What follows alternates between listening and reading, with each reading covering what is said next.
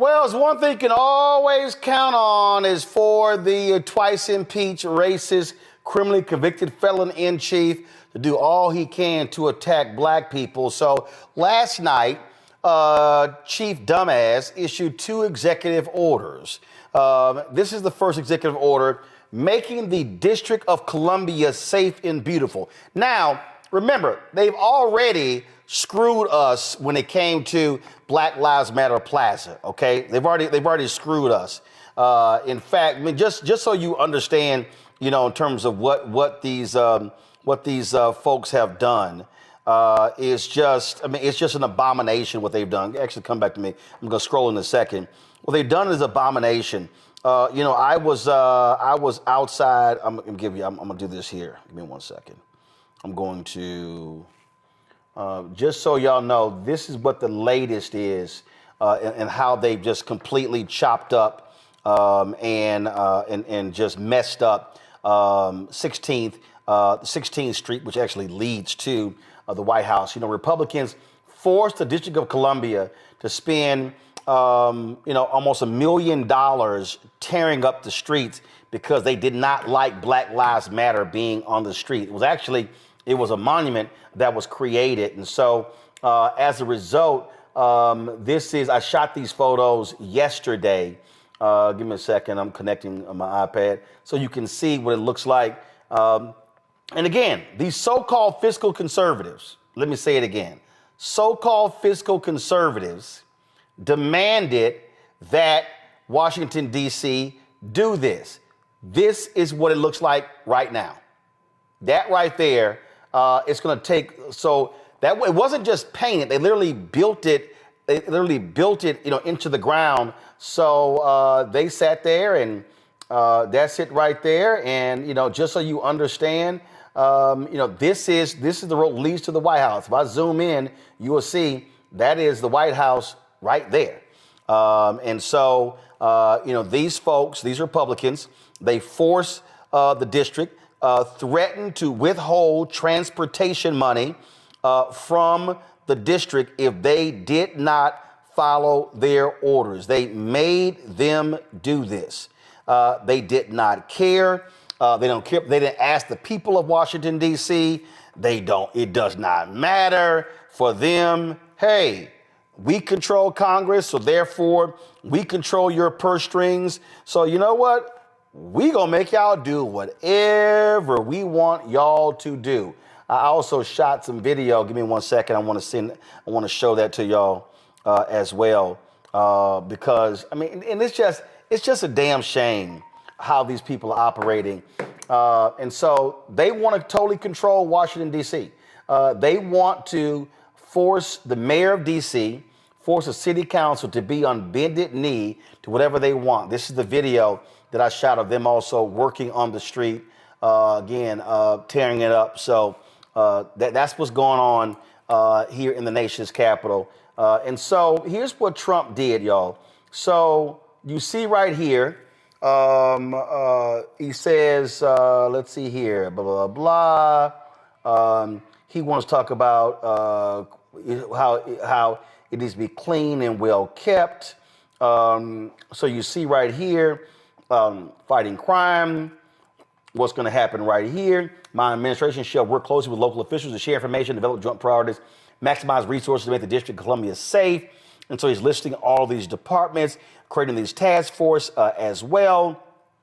You see right here, task force shall coordinate to ensure effective federal participation in the following tasks: directing maximum enforcement of federal immigration law, redirecting available federal, state, and local law enforcement resources to apprehend and deport illegal aliens, monitor the District of Columbia's sanctuary city status and compliance, provide assistance to facilitate the prompt and complete accreditation of the D.C. Forensic Crime Laboratory. Also, in collaboration with his leadership and union, providing MPD with assistance to facilitate the recruitment, retention, and capabilities of its police officers. And it goes on and on and on. And so you see deploying a more robust federal law enforcement presence and coordinating with local law enforcement to facilitate the deployment of a more robust law enforcement. They just repeat shit they don't even read executive orders. They just repeat stuff. Okay, so you look at all the different parks or whatever, then you see here, the Secretary of the Interior is going to make the District of Columbia beautiful, and so blah, blah, remove graffiti from commonly visited areas, blah, blah, blah, blah, blah, general provisions, blah, blah, blah, blah, blah, blah, blah, blah, blah, blah. Okay, so that's when it relates to D.C. Then, of course, it also was about the Smithsonian. So here's what they did. They then called this Restoring Truth and Sanity to American History. That's what this is called, okay? Restoring Truth and Sanity to American History. So they sit here and they write that over the past decade, Americans have witnessed a concerted and widespread effort to rewrite our nation's history, replacing objective facts with a distorted narrative driven by ideology rather than truth. Oh, the revisionist movement seeks to undermine the remarkable achievements of the United States by casting its founding principles and historical milestones in a negative light. Under the historical revision, our nation's unparalleled legacy of advancing liberty, individual rights, and human happiness is reconstructed as inherently racist, sexist, oppressive, or otherwise irredeemably flawed. All Donald Trump. Rather than fostering unity and a deeper understanding of our shared past, the widespread effort to rewrite history deepens societal divides and fosters a sense of national shame, disregarding the progress America has made and the ideals that continue to inspire millions around the globe. So what does he do? So watch this here. So he talks about once widely respected as a symbol of American excellence and a global icon of cultural achievement, the Smithsonian Institution has in recent years come under the influence of a divisive, race-centered ideology. This shift has promoted narratives that portray American and Western values, white, as inherently harmful and oppressive. For example, the Smithsonian American Art Museum today features The Shape of Power, Stories of Race and American Sculpture, an exhibit representing that, quote, societies, including the United States, have used race to establish and maintain systems of power, privilege, and disenfranchisement. Not a lie told, not one. The exhibit further claims that sculpture has become a powerful tool in promoting scientific racism and promotes the view that race is not a biological reality, but a social construct, stating race is a human invention. But it is. And then here we go. The National Museum of African American History and Culture has proclaimed that, quote, hard work, individualism, and the nuclear family are aspects of white culture. So here we go with this nonsense. So what do? Say the Smithsonian, so he's going to put Vice President J.D. Vance over this whole deal. They want to change the structure of the Board of Regents. You see right here, it goes on and on and on, on and on and on. Restoring Independence Hall, blah, blah, blah, blah, blah. Oh, and here we go. Section 4, Restoring Truth in American History. The Secretary of the Interior shall, quote, determine whether since January 1st, 2020, public monuments, memorials, statues, markers, or similar properties within the Department of Interior's jurisdiction have been removed or changed to perpetuate a false reconstruction of American history, inappropriately minimize the value of certain historical events or figures, or include any other improper partisan ideology. And here's where it comes. Let's bring back the white power symbols. He wants him to take action to reinstate the pre-existing monuments, memorials, statues, markers, or similar properties as appropriate and consistent with blah, blah, blah, blah, blah. Y'all, all this is about is how do we bring back whiteness? How do we bring back white culture, white dominance? That's all this is, Michael. It's abundantly clear. Absolutely. And this is something we were warning people about before the election. But this goes back. So first of all, I read the fact sheet on this executive order that Donald Trump did on Thursday. This goes back to his first term in office when Donald Trump attacked the 1619 Project and said basically it was anti-American, said he didn't know anything about the year 1619. He said he knew about 1776. He created the 1776 Project, which created a ahistorical version of history. He also attacked critical race theory. And he was attacking critical race theory.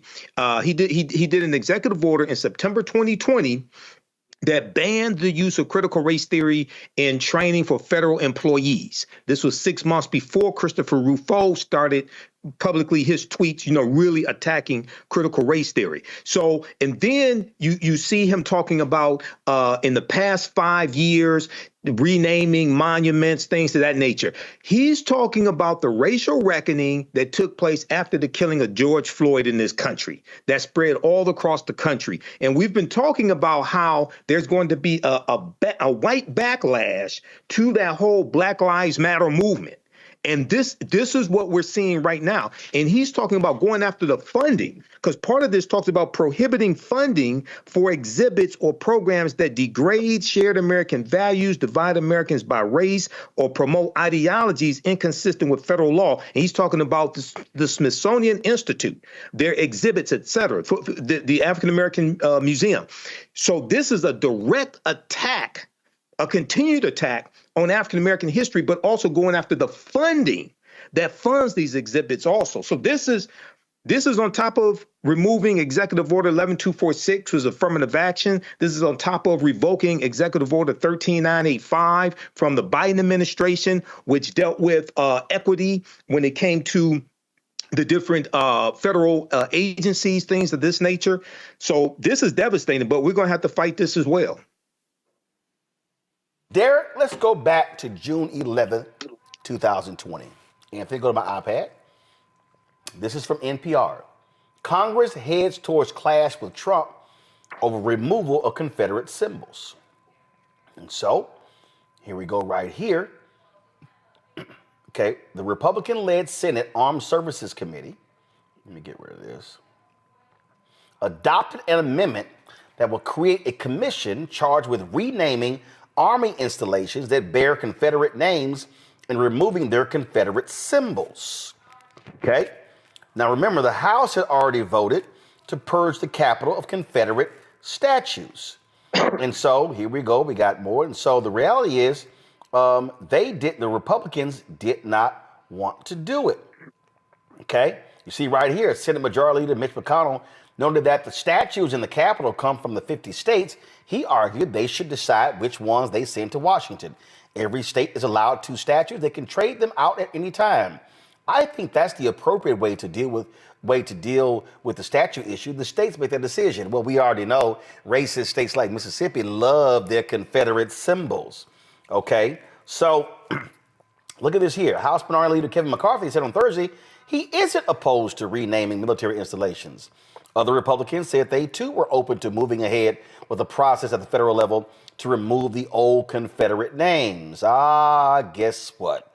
Trump was not happy. You see right here, the White House dug in this week on standing by the current names of a number of Army bases named for Confederate commanders, including Robert E. Lee, who commanded the Confederate Army, Braxton Bragg, and others.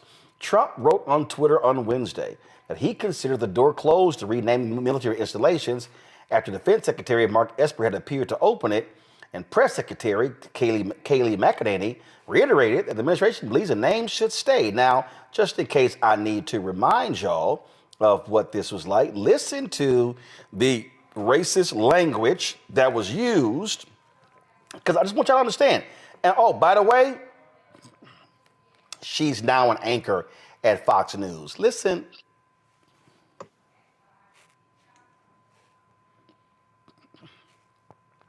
All right, trying to get to play here, so give me 1 second. See, y'all, these folks here, it's real clear who they are. It's real clear what they stand for. It's real clear who they actually represent. All right, here we go. Listen to this.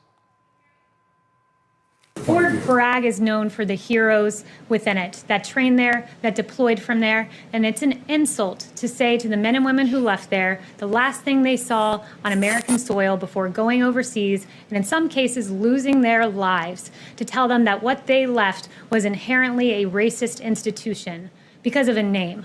That's unacceptable to the president, and rightfully so. And I would also note, where do you draw the line here? I'm told that no longer can you find on HBO Gone with the Wind because somehow that is now offensive. Where do you draw the line? Should George Washington and Thomas Jefferson and James Madison be erased from history?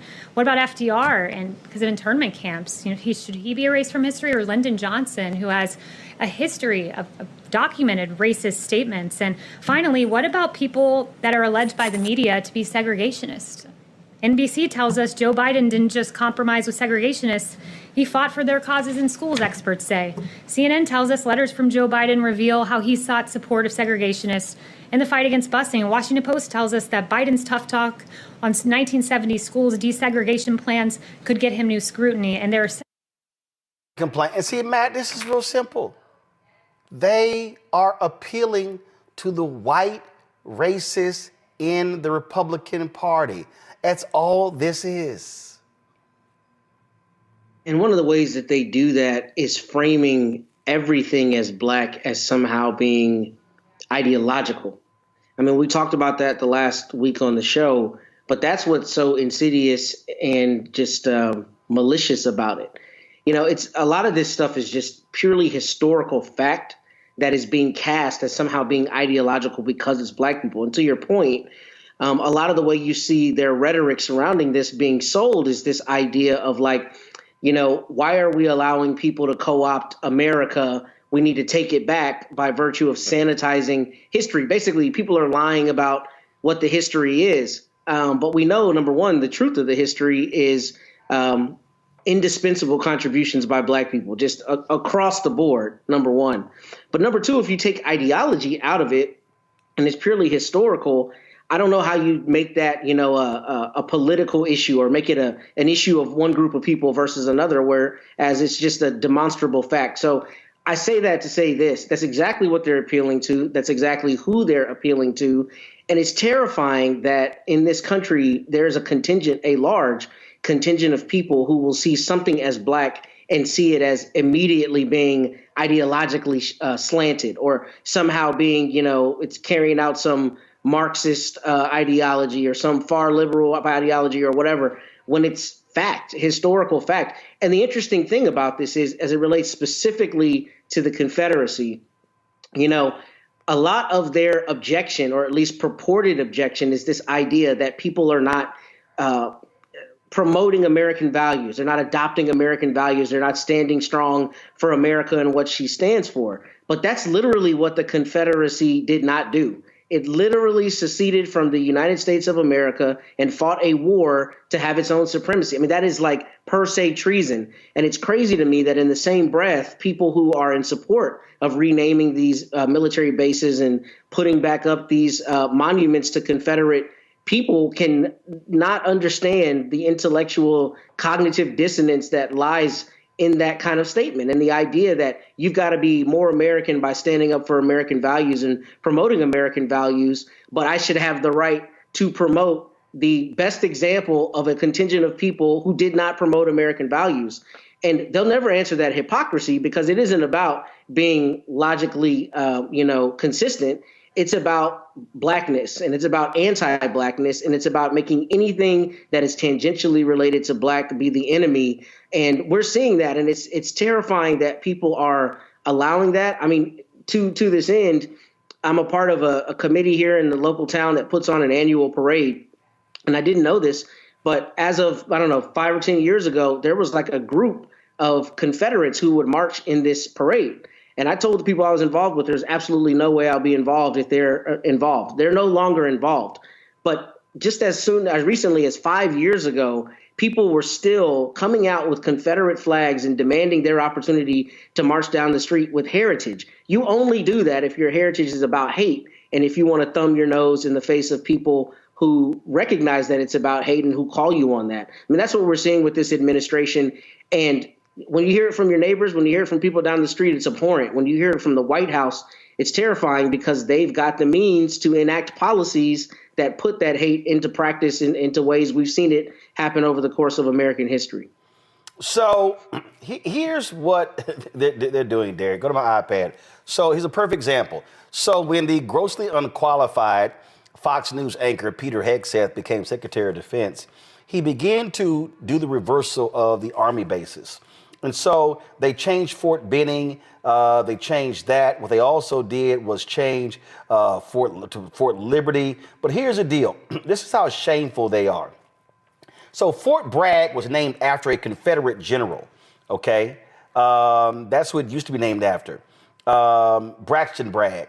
But then he got cute by renaming it after Private First Class Roland Bragg, a World War II veteran awarded the Silver Star and Purple Heart. Then he did the same thing for another particular base as well. So what they're doing is using same names. These people are a joke, but what they're appealing to is whiteness. They're tapping into the buttons of white people who go, how dare you change our history? They want these Confederate monuments to remain. This is about appeasing whiteness. We got to call this thing what it is. It's playing up to them. It's embracing them. This is about white culture, white dominance over history, white dominance over everything. Yeah, Roland, you're exactly right. And I definitely agree what has been mentioned, but I just want to add a couple of points. Right? They're not just doing this at the federal level, they're also doing this at the state level, right? Their whole goal in whitewashing at the federal and at the state level, this Heritage Foundation, is to make sure they sanitize everything of the past, uplift their culture, and then so 50 years from now, Roland, you wouldn't even think that we contribute anything to the United States. You wouldn't think that Frederick Douglass lived or Dr. King lived. And so we're fighting at the state level here in Georgia several egregious bills. So we're getting this from the federal level and at the state level. But in the bottom line here is that it's up to us, Roland, and everything that you have mentioned tonight, that make sure that we preserve our culture, that we preserve our history. And that's the reason why Black media platforms such as yours is to make sure that we get this information out. We mobilize and organize in a manner to realize that it may be Smithsonian today, but tomorrow it may be Dr. King's statue. They may want to remove all the Dr. King street names across the United States. I think there's like 113 Dr. King streets. And so this fight, we have to have the endurance. We have to have the stamina to fight them at the federal level and at the state level. Hello, I'm Isaac Hayes III, founder and CEO of Fanbase. Listen to what I'm about to tell you. The window to invest in Fanbase is closing. We've raised over $10.6 million of our $17 million goal. That means there's room for less than 6,370 people to invest in Fanbase for the average amount. The minimum to invest in Fanbase right now is $399. That makes you an owner in Fanbase today. Go to startengine.com/fanbase to invest. Why? Because current social apps have taken advantage of users for far too long, with content suppression, shadow banning, harmful racist content, and no real tools for monetization and equity. Fanbase has over 1.4 million users and counting, allowing anyone to reach all their following and monetize their content from day one. Social media is the new TV, and whoever owns the apps that distribute that content have the opportunity to own potential billion-dollar companies. While big platforms with uncertain futures are failing to serve their users, Fanbase is stepping up to fill the gap. Don't wait until it's too late. Invest now, invest for yourself and your future. Go to startengine.com/fanbase and own the next generation of social media.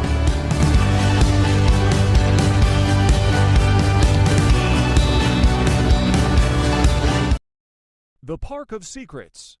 In the year 2060, near the heart of Florida, just a stone's throw from Disney World, stood a theme park unlike any other, a place known as the House of Secrets.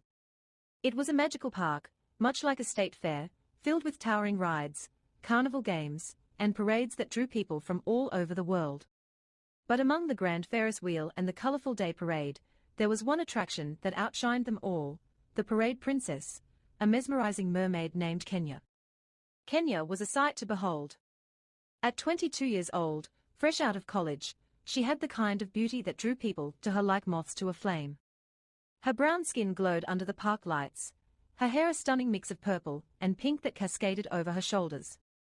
Little pink hearts adorned her cheeks, and a ribbon of color stretched across her nose. But it wasn't just her beauty that made her special. Her eyes, big and almond-shaped, seemed to capture the hearts of everyone who saw The future, Daughters of Liberty, a New Dawn. In 2040, the United States was a fractured nation, still reeling from the fallout of Project 2025.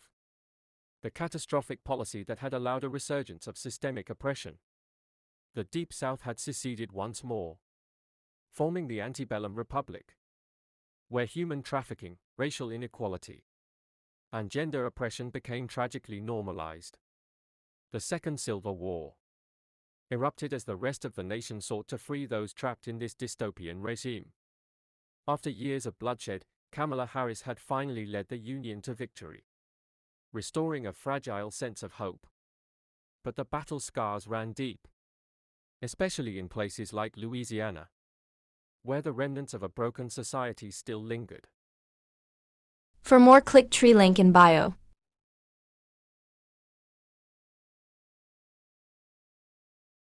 Bella the Dog from Springfield, a tale of truth and transformation. In the small, charming town of Springfield, Ohio, lived a regal standard poodle named Bella. Bella belonged to Mrs. Vaughn Thursonberg, a well-known figure in the community, always polished, conservative in manner, but a lifelong Democrat. For years, she hosted elegant soirees, engaging in local politics, and treating her home like a kingdom.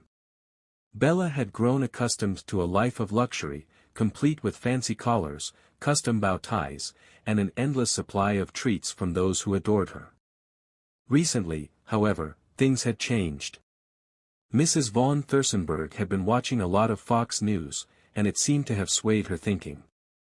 For more, click Tree link in profile. Sable's Song, A Siren's Journey to Joy. Once upon a time, in a small, worn-out town in Middle America, there lived a little child named Sable. Worn into poverty, Sable's body was frail, so thin that you could see her bones, but her heart was filled with an exuberance that not even hunger could dull. Sable was awkward, with dark, deep-set eyes that sparkled with innocence and wonder. Despite being born a boy, Sable always knew she was different. Inside her lived a girl, bright and effervescent, waiting to bloom. For more, click Tree link in profile. A Dying Planet, The Last Harvest. In the year 2060, Earth is a shadow of its former self, choked by pollution, endless concrete, and abandoned by nature. Only a small fishing village by the sea has managed to preserve the planet's last untouched forest. In this dying world, June and Win, two young girls and the last children in their village, cling to the remnants of hope and innocence. Win roams the forest, collecting the season's last harvest, while June sings songs that echo with a haunting beauty through the village. For more, click Linktree in profile. I told you. What did I tell you? Didn't I tell you? 'Cause I told you. And when did I tell you? A long time ago. And what did I say will happen when I told you? Exactly what just happened.